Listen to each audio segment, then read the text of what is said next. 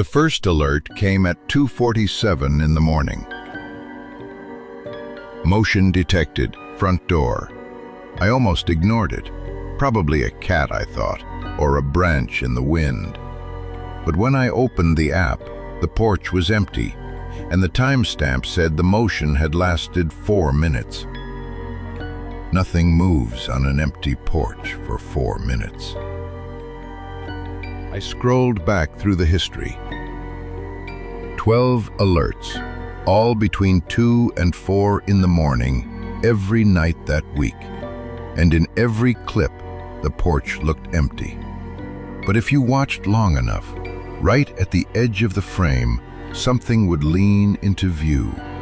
Just a shoulder, just the curve of a head, then gone.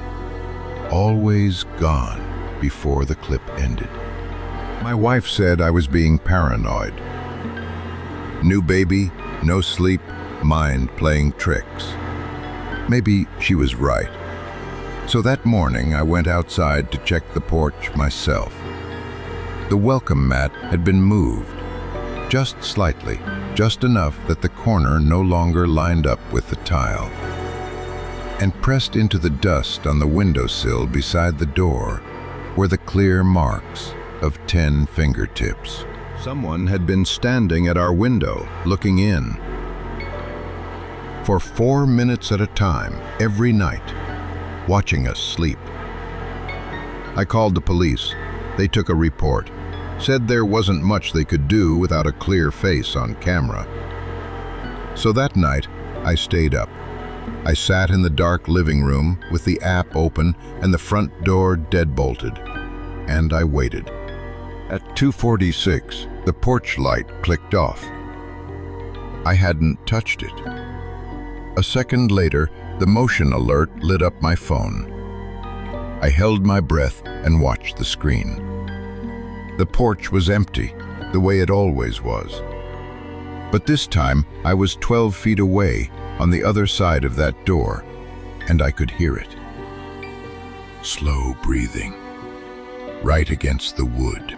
I leaned toward the door, and the breathing stopped.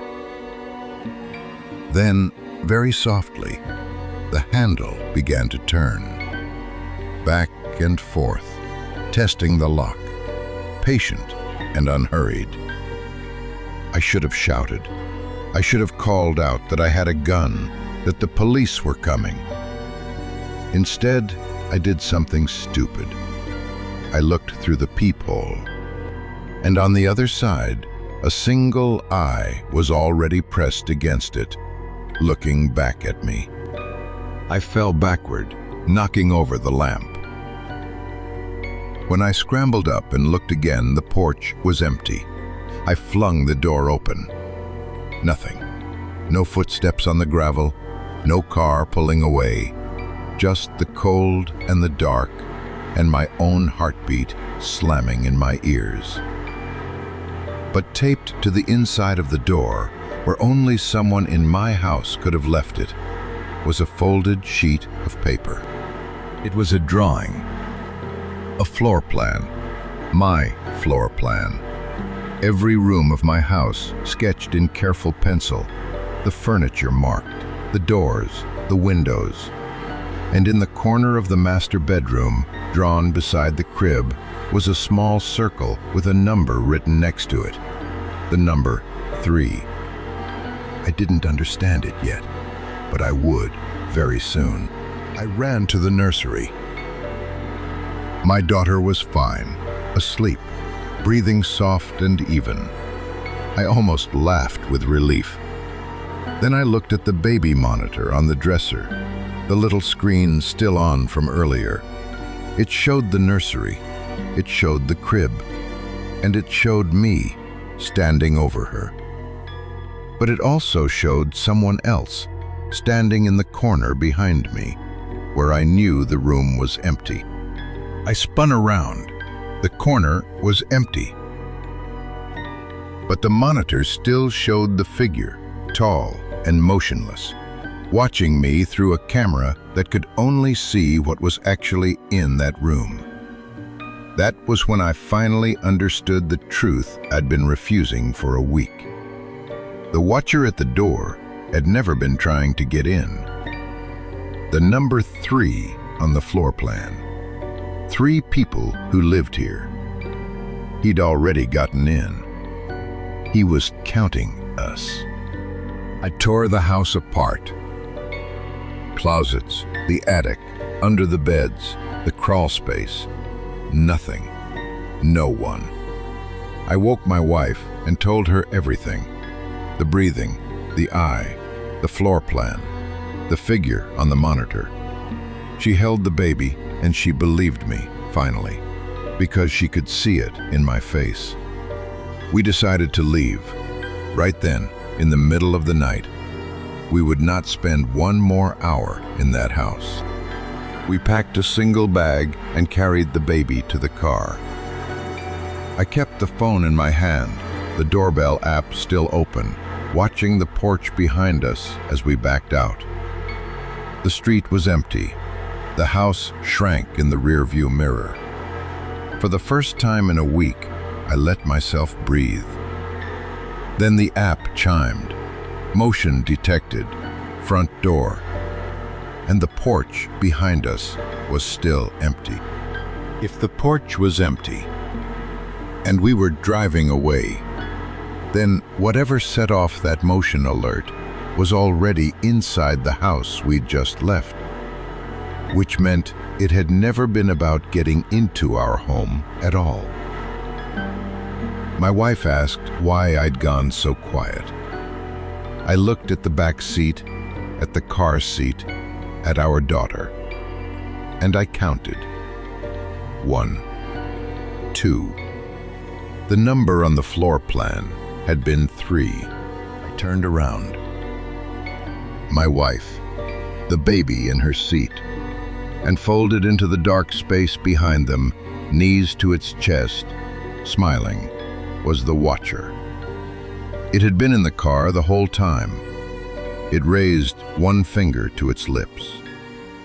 Then it pointed past me, through the windshield, at the road ahead, and very softly it whispered, "Keep driving. We're not home yet." I didn't stop. I couldn't. Every time I glanced at the mirror, it was still there, calm, patient, watching the back of my daughter's head. My wife had gone silent, frozen, the way prey goes still. The highway stretched on with no exits, no lights, no other cars, like the road itself had been drawn just for us. And I realized the watcher hadn't broken into our home. It had decided we were its home. I pulled into the only light for miles, a gas station with one flickering sign. I told my wife to take the baby and run inside, lock the bathroom, call the police, do not look back. She moved fast. I stayed in the car. I had decided. If it wanted a home, it would have to settle for an empty one. I reached for the door handle, and behind me, very gently, the watcher placed a cold hand on my shoulder. The police found the car at dawn. Engine running, driver's door open, my phone on the seat. They found my wife and daughter locked in the bathroom, safe, terrified, unable to explain. They never found me.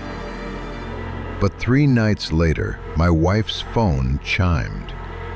Our old doorbell camera, the one at the house we fled. Motion detected, front door. She opened the app with shaking hands.